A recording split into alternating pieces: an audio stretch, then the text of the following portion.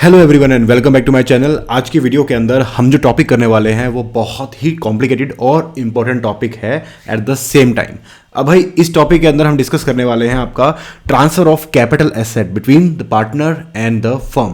तो यहाँ पर हमारे पास क्या हो गया, सबसे पहले तो हमारे पास हो गया है दो पार्टीज हमारे पास हो गई है, ठीक है। We have two parties. First of all हमारे पास है एक तो पार्टनर एंड अ फर्म। अब इन दोनों के बीच में ट्रांसफर्स हो रहे हैं एसेट्स के। अब इसके अंदर क्या क्या होने वाला है, सबसे पहली बात तो जब आपने एक फर्म बनाई, ठीक है, दो तीन पार्टनर्स हैं, उन्होंने मिलकर एक फर्म बनाई। जब वो फर्म बना रहे होंगे तो भाई उन्होंने कोई ना कोई एसेट्स हो सकता है दी हो फर्म को। तो उस केस के अंदर क्या होने वाला है कि जब भी कोई पार्टनर फर्म को अपनी एसेट देगा तो उस केस के अंदर उसके ऊपर आपका कैपिटल गेन यहां पर लग जाएगा पार्टनर के ऊपर at the time of transfer of the asset to the firm. पहली चीज। अब चलो ठीक है, इसको रेसिप्रोकेट करते हैं। बाद में क्या हुआ कि इवेंचुअली पार्टनर बोला कि चलो भाई मैं तो चला। अब ऐसी सिचुएशन में वो बोलेगा कि मैं यहां से अपनी जो कैपिटल लेके आया था या फिर जो मैं एसेट लेके आया था वो दे दो या कोई और दे दो मुझे, और मुझे यहां से जाना है उस चीज को लेके। तो भाई फर्म क्या करेगी, फर्म उसको कोई ना कोई एसेट देगी।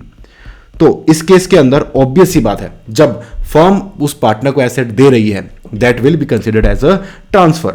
और सेक्शन नंबर 9B यहां पर आकर यह चीज बोलता है कि भाई इसको डीम्ड ट्रांसफर माना जाएगा, इसको उसी तरीके से ट्रीट किया जाएगा जैसे हम किसी और सेल ऑफ हमारी एसेट को ट्रीट करते। तो यहां पर ये वाला डीमिंग प्रोविजन जिसको बोलते हैं section number 9B, dimming provision यहां पर लग जाएगा। ओके तो भाई अगर मैं आपको यहां पर सेक्शंस बताऊं तो सबसे पहले जब पार्टनर ने फर्म को अपनी एसेट दी थी तो वहां पर हमारे पास लगा था सेक्शन नंबर 45 सेक्शन नंबर 3। बिल्कुल बेसिक सा प्लेन वनीला पॉइंट है ये। अब आगे चलते हैं। 9B मैंने आपको बता दिया जो कि बात करता है डीमिंग प्रोविजन की, जहां पर आपके पास जो फर्म है वो अपनी एसेट बेच रही है उस पार्टनर को, ठीक है। बेच क्या रही है, दे रही है, जिसको बेचना माना जाएगा। और एक बात यह भी हो रही है कि जो पार्टनर है वो उस चीज को रिसीव कर रहा है, since partner is receiving that thing. Okay तो यहां पर आपके पास लग जाएगा आपका section number 45 sub section number 4। अब इन सारे के सारे प्रोविजंस को किस तरीके से लगाया जाएगा ये तो प्रीटी बेसिक है, इसको हम आगे डिस्कस नहीं करेंगे। हमारा सारा का सारा जो गेम है, सारी सारी जो कैलकुलेशंस हैं इस कॉन्सेप्ट की, वो होने वाली है around 45 subsection number 4 and the dimming provision. मैं बार बार बोल रहा हूं, आपको याद रखना है कि this is a dimming provision, ठीक है। तो भाई इन चीजों को हमें यहां पर याद रखना है। अब चलो आगे बढ़ते हैं, इस चीज को देखते हैं। अब एक एग्जांपल है जो कि आईसीआई ने बहुत अच्छे से हमारे दिया हुआ है यहां पर। वहां पर उसने क्या किया है कि भाई A, B एंड C नाम के 3 पार्टनर्स हमें यहां पर दे दिए गए जो कि एक फर्म के अंदर हैं, ठीक है, जो कि एक फर्म के अंदर हैं। और उस फर्म का जो कैपिटल है इनका वो है 10 लाख रुपीज ईच, यानी कि हर पार्टनर का जो उसमें शेयर है वो 10 लाख रुपए यहां पर है, ठीक है। अब इसके अंदर कुछ एसेट्स भी हैं उस फर्म के अंदर। ये एग्जांपल की मैं बात कर रहा हूं, पेज नंबर 25 एकदम 4th चैप्टर के 25 पेज नंबर के ऊपर ये आपको कॉन्सेप्ट मिल जाएगा और आपको खुद भी पढ़ना है तो बहुत अच्छा एग्जाम्पल है। तो यहां पर 3 पार्टनर हैं एक फर्म के, ओके, और उनके पास लैंड है 3 यानी ST&U, और वो सारी की सारी हैं 10 लाख रुपए ईच की, ठीक है। तो आपके पास अगर मैं एसेट की बात करूं तो वी हैव लैंड ST&U और तीनों की वैल्यू यहां पर बनती है 10 लाख रुपए। मैं प्रोविजन पे बाद में आऊंगा, एग्जाम्पल के थ्रू आपको एक एक करके ये सेक्शन अच्छे से समझाता जाऊंगा और बाद में हम पूरे के पूरे प्रोविजन को भी ढंग से डिस्कस करने वाले हैं। तो जो बेस है वो मैंने आपको बता दिया है कि भाई इसको हम, इसमें प्लेन वनीला पॉइंट था जब पार्टनर फर्म को दे रहा है। आगे के पॉइंट्स को हम यहां पर डिस्कस करने वाले हैं कि फर्म बन चुकी है, अब क्या होगा। अब क्या हुआ कि भाई एक पॉइंट ऑफ टाइम आया जिसपे ए ने कहा कि भाई मैं चला, ठीक है, मेरा यहां पर हिसाब कर दो और मैं यहां से जा रहा हूं। तो भाई अब यहां पर हिसाब किया जाएगा। अब किस तरीके से ये चीज वर्क करने वाली है, तो भाई सबसे पहले तो यहां पर ये कहा गया है इस एग्जांपल के अंदर कि जो ये ए है इसको हमने क्या किया, इसको हम एक तो क्या क्या दे रहे हैं, इसको हम दे रहे हैं 11 लाख रुपए कैश, प्लस में ये एसेट यू जो है ये इसको हम देने वाले हैं जिसकी आज जो वैल्यू है वो है 50 लाख रुपए। अब जब रिवैल्यू कर ही रहे थे तो इन्होंने साथ में रिवैल्यू किया, तो जो एस और टी की जो वैल्यू निकली वो भी यहां पर आ गई 70 lakh rupees and 70 lakh rupees each. Okay, तो दिस इज लाइक जो लैंड की ओरिजिनल वैल्यू थी इनकी, और नाउ दिस इज आपका रीवैल्यूड अमाउंट। ओके, शॉर्ट में लिख दिया मैंने एग्जांपल समझाने के लिए। आगे बढ़ते हैं। अब क्या हुआ कि भाई हम अब यहां पर दो तरीके से, दो अलग अलग एंगल से इस चीज को देखने वाले हैं। सबसे पहली बात तो ट्रांजैक्शन यही है, ठीक है, ये 50 लाख प्लस में ये 11 लाख रुपए इसको दिए जा रहे हैं, ठीक है। कौन ले जाएगा? ए ले जाएगा, ठीक है। ट्रांजैक्शन जो है वो यही है। अब इसको दो एंगल किस तरीके से हो जाएंगे, एक आया आपका 9B डीमिंग प्रोविजन और एक आया आपका 45(4). अब दोनों में अलग अलग चीज क्या है कि भाई पहली बात तो इसको हमने डीम्ड सेल माना, तो अगर मैं मान लो भूल जाऊं कि एक बार के लिए कि वो पार्टनर है, अगर मैं किसी को वो सेल करता तो मैं क्या चीजें उठाता, मैं ये अमाउंट उठाता, दिस इज द FVOC, क्योंकि भाई मैं उसको इस अमाउंट पे दे रहा हूं, ठीक है, फेयर वैल्यू ऑफ कंसिडरेशन। तो FVOC जिसको हम बोलते हैं वो आ गया आपका यहां पर 50 लाख रुपीज। अब एक चीज और यहां पर दी गई है कि भाई उसकी इंडेक्स्ड कॉस्ट, क्योंकि लॉन्ग टर्म कैपिटल है ये, ठीक है, तो इस चीज की इंडेक्स्ड कॉस्ट यहां पर बनती थी जो एग्जांपल में ही आपको दी गई है, वो है 15 लाख रुपए। तो हम ऑब्वियस ही बात है वो यहां पर ले लेंगे इसकी 15 लाख रुपए। तो इस तरीके से आपका capital gain, long term capital gain आ गया 35 लाख रुपीज, ठीक है। अब आपको पता है कि लॉन्ग टर्म कैपिटल गेन के ऊपर आपका टैक्स जो लगता है वो होता है एट द रेट ऑफ 20%। तो वो यहां पर आपका इसकी अगर 20% निकालें तो वो निकल के आ जाएगा आपके पास 7 लाख रुपीज, ठीक है। तो ये तो हो गया आपका 9B की कैलकुलेशन, ठीक है। अब इसके अंदर क्या होगा, एक चीज आपने ध्यान से देखना कि जो बुक्स में है, हम एक्चुअल में कैपिटल गेन के पर्सपेक्टिव से नहीं देख रहे, हम बुक्स में देख रहे हैं कि बुक्स में एक्चुअल में, क्योंकि जो पार्टनर ए जा रहा है, तो आपने इतना अकाउंट्स के अंदर आपको रिकॉल कर पाओगे, आपको याद होगा कि जब भी कोई पार्टनर जाता है तो उस टाइम तक का प्रॉफिट और उसकी जो कैपिटल है वो उसको दी जाती है एक तरह से, कि वो उसकी कॉस्ट मानी जाती है, ठीक है। तो हमारे पास कैपिटल तो दी हुई है, सबकी 10 लाख रुपए ईच है, ठीक है। अब उस टाइम तक की का प्रॉफिट कैसे निकलेगा, तो भाई देखो, जब हमने डीम्ड मान ही लिया है कि ये जो एसेट है ये सेल हो रही है, तो इस सेल केयर करने के चक्कर में आपको बुक में आप ध्यान से देखिए कि आपको कहीं पे प्रॉफिट नजर आ रहा है। भाई इस एसेट की वैल्यू 10 लाख रुपए थी बुक्स के अकॉर्डिंग, और अब इसकी वैल्यू है 50 लाख रुपए, यानी कि अगर बुक्स के अकॉर्डिंग देखूं तो 40 लाख रुपए का यहां पर प्रॉफिट है आपके पास, ठीक है। ये चीज आपको समझ में आ रही है, मैं इसको दोबारा समझाऊंगा। अभी के लिए आप ये देखो कि हमने सबसे पहले तो ये निकाला है कैपिटल गेन के प्रोविजंस के हिसाब से, ठीक है। अब एक जनरल जो प्रोविजंस होते हैं जो पार्टनरशिप एक्ट के अकॉर्डिंग होते हैं, तो भाई हमें प्रॉफिट भी चाहिएगा। क्यों? क्योंकि भाई इसकी पार्टनर्स को एंड में विद प्रॉफिट इसका कितना अमाउंट बनता है वो हमें चाहिए। तो उसके लिए क्या होगा, 50 लाख रुपीज जो अमाउंट है माइनस में जो 10 लाख रुपीज इसकी बुक वैल्यू थी, क्योंकि बुक प्रॉफिट निकालने के लिए हम बुक वैल्यू ही लेते हैं, तो यहां पर आ गया आपका 40 लाख रुपीज। लेकिन 40 lakh rupees is profit, not net profit. Net profit आपका कौन सा आने वाला है, net profit after tax. Tax यहां पर कितना बना आपका डीमिंग प्रोविजंस के हिसाब से 7 लाख रुपए। तो यानी कि ये 40 लाख रुपए को मैं एक बार उठा के यहां रखता हूं कि बुक प्रॉफिट आपका ये हुआ, ओके, और ये था आपका कैपिटल गेन, ठीक है। ये दो अलग अलग चीजें हमारे पास आ गई, ठीक है। अब नेट बुक प्रॉफिट निकालने के लिए अगर मैं उसमें से जो कैपिटल गेन की मेरी टैक्स लायबिलिटी बनी थी, अगर मैं उसको माइनस कर दूं 7 लाख रुपए को, तो 33 lakh rupees will be my net book profit. अब इस चीज को मैं क्या करूंगा, इस चीज को यहां से उठाऊंगा, ओके, इस चीज को मैंने यहां से उठाया और मैंने यहां रख दिया अपनी पार्टनर्स की कैपिटल के साथ। तीनों के अंदर बराबर बराबर डिवाइड हो जाएगा, क्योंकि जो प्रॉफिट शेयरिंग रेशियो है इसकी वो है इक्वली, ओके। तो भाई क्या बना, जो ए की जो कैपिटल थी वो थी 10 लाख रुपए, अब इसको हमने साथ में 11 लाख रुपए का प्रॉफिट शेयरिंग भी दे दिया। क्यों? क्योंकि भाई अगेन मैं रिपीट कर रहा हूं, this was a deemed sale. Deeming provision आ गया कि भाई डीम्ड आपने एक चीज सेल करी है और कंपनी के अंदर या फर्म के अंदर आपने जो चीज सेल करी है उस पर आपने प्रॉफिट कमाया है और वो प्रॉफिट पार्टनर्स में बांटना पड़ेगा। एक साइड ये हो गई, तो भाई हमने ये एक साइड को तो समझ लिया, ठीक है। अगेन मैं रिपीट करता हूं कि हमें यहाँ पर एग्जाम्पल के अंदर आपके पास बुक वैल्यू दी गई है और उसकी रिवैल्यूड अमाउंट दी गई है।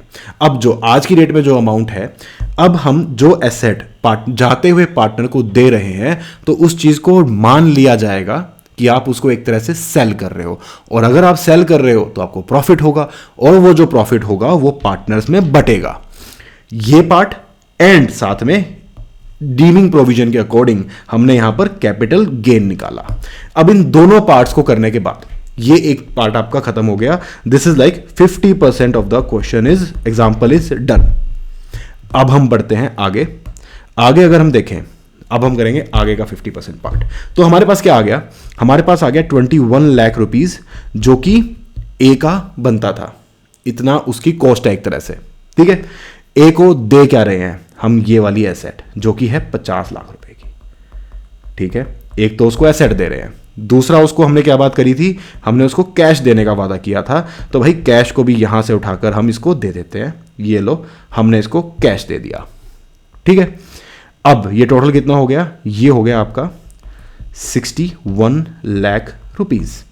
अब इसमें से जो इस इंसान की कॉस्ट बनती थी वो कितनी बनती थी, जो इसका पार्टनरशिप में हिस्सा था अभी तक का, तो भाई चुपचाप इसको भी उठा के इसको दे देते हैं। तो भाई हमने यहां पर ये 21 लाख रुपीज इसकी कॉस्ट बनती थी। अब जहां पर भी कैपिटल गेन की कंप्यूटेशन होती है वहां पर आप एक छोटी सी चीज क्या करते हो कि भाई मेरे को कितना मिला और मेरा कितना लगा था, तो जो माइनस किया वो आपका यहां पर 40 लाख रुपीज जो है ये आपका आ गया यहां पर प्रॉफिट।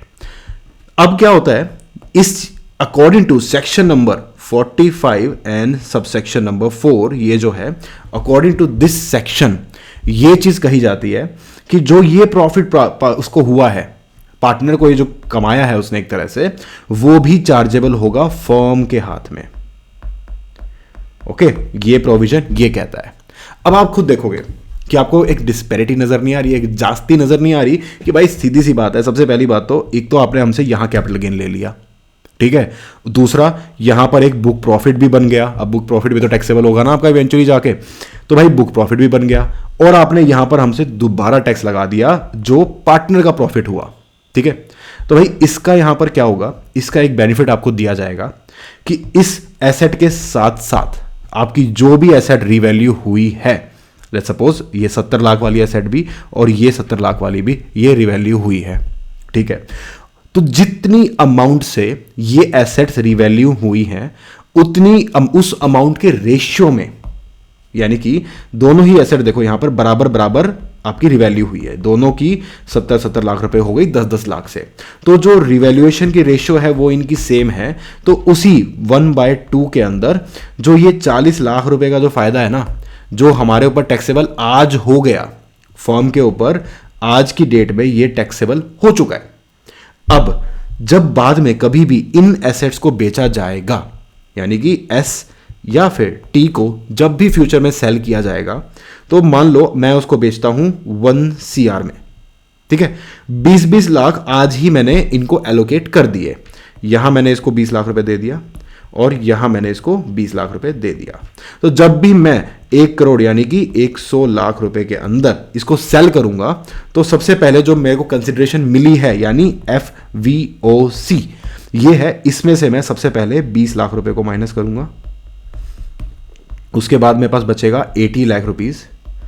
अब उस 80 लाख में से मैं यहां पर ये जो कंसिडरेशन थी, ये जो इसकी अमाउंट थी, अगर लॉन्ग टर्म होगा तो इंडेक्स कर दूंगा, नहीं होगा तो एज इट इज इसको लिख के मैं इसका प्रॉफिट कैलकुलेट कर लूंगा। कैपिटल गेन मेरे पास आ जाएगा और उसके ऊपर मुझे टैक्स देना होगा। ठीक है, तो भाई ये था पूरा का पूरा प्रोविजन। अब अगर मैं इसको दोबारा ये पूरा का पूरा एग्जाम्पल कराने के बाद आपको अगर मैं बताऊं, तो सबसे पहले तो हमने किया था 45 सबसेक्शन नंबर 3। अब देखो उसके अंदर एक बेसिक सी बात थी कि भाई 45 सबसेक्शन में 3 के अंदर तो भाई पार्टनर दे रहा है फर्म को, कोई दिक्कत नहीं है, उसको कैपिटल गेन लग जाएगा। आगे चलते हैं, अब प्रॉब्लम होनी शुरू होती है। 45 सबसेक्शन नंबर 4 में कंफ्यूजन आती है और एक डीमिंग प्रोविजन आता है 9B। तो जैसे आपके सामने क्वेश्चन आए इस चीज का, तो इसको प्रोसीड करने के लिए फर्स्ट ऑफ ऑल आपको क्या करना है, सिंपल इसको सेल समझ के ना, सबसे पहली चीज मैं क्या करूंगा, सेल समझ के कैपिटल गेन निकालूंगा, पहला स्टेप। ठीक है, दूसरा स्टेप ये होगा कि भाई अब बुक्स के अंदर भी तो प्रॉफिट आ रहा है ना, तो भाई मेरे को पार्टनर जो जा रहा है बाहर, अब पहली बात तो पार्टनर एक जो बाहर जा रहा है, कैपिटल गेन निकाल लिया, चेक। पार्टनर बाहर जा रहा है, कैपिटल मेरे पास उसकी ऑलरेडी दी हुई है, मुझे प्रॉफिट भी चाहिएगा, तो प्रॉफिट कहाँ से आएगा? वो पार्ट जो कैपिटल गेन हुआ है उसके कॉरस्पॉन्डिंगली बुक प्रॉफिट भी तो हुआ होगा ना, तो वो जो बुक प्रॉफिट होगा उसका शेयर भी यहाँ पर 11 लाख रुपए यहाँ पर ऐड हो जाएगा। तो भाई ये तो बन गया इसका 21 लाख रुपए, ठीक है। थर्ड पार्ट, तो ये 2 पार्ट हो गए मेरे पास। अब मैं ये आइडेंटिफाई करने वाला हूं कि उसको हम एसेट दे कितने की रहे हैं। तो भाई 50 लाख की उसको एसेट दी हमने, प्लस में उसको हमने कैश दे दिया 11 लाख रुपए का, तो टोटल हमने उसको दे दिया कितना? 61 लाख रुपीज। अब पार्टनर के पर्सपेक्टिव से उसने कितना कमाया?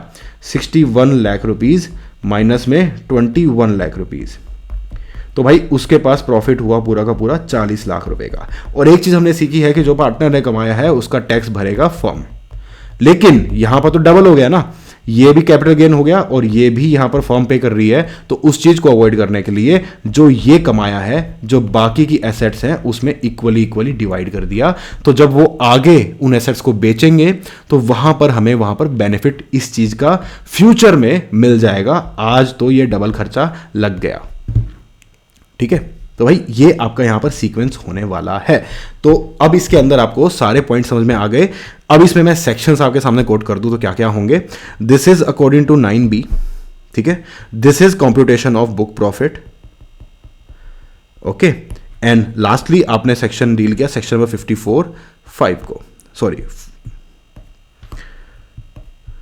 45(4) को, ठीक है। तो ये था जो सीक्वेंस था, जिस तरीके से हमने इस चीज को कंक्लूड किया। अब आपको ये सीक्वेंस याद रखना है, इसी मैनर में इसको कंप्लीट करना है। आई नो थोड़ा सा टिपिकल है ये टॉपिक, काफी इंटरेस्टिंग भी है, लेकिन 1-2 बार इस एग्जाम्पल को पढ़ना, इसके बाद और 1-2 एग्जाम्पल और दिए गए हैं, उसी एग्जाम्पल के वेरिएंट्स हैं थोड़े से। उसमें दूसरे एग्जाम्पल में सिर्फ ये बताया गया कि पार्टनर नहीं गया बट एसेट गई है, तो ऑब्वियस ही बात है वो सेल है। आगे एक अकाउंट के अंदर एक बात आपको ध्यान में रखनी है कि जिस एसेट में मैं एलोकेट कर रहा हूं, अगर वो शॉर्ट टर्म है यानी डेप्रिशिएबल एसेट है लेट से, तो वो डेप्रिशिएबल एसेट में आपको पता है हमेशा शॉर्ट टर्म कैपिटल गेन ही होता है। तो अगर वो शॉर्ट टर्म है तो भाई उस केस के अंदर तो उसके ऊपर आपका शॉर्ट टर्म कैपिटल गेन माना जाएगा। लॉन्ग टर्म एसेट है तो लॉन्ग टर्म कैपिटल गेन माना जाएगा। अकॉर्डिंगली उस चीज को हम ऑपरेट करने वाले हैं। तो भाई ये था इस वीडियो के अंदर, काफी इंटरेस्टिंग और कॉम्प्लिकेटेड टॉपिक है। आई होप गाइज आपको ये समझ में आया हो। अगर अच्छा लगा है तो लाइक कीजिए, सब्सक्राइब कीजिए and thank you for watching.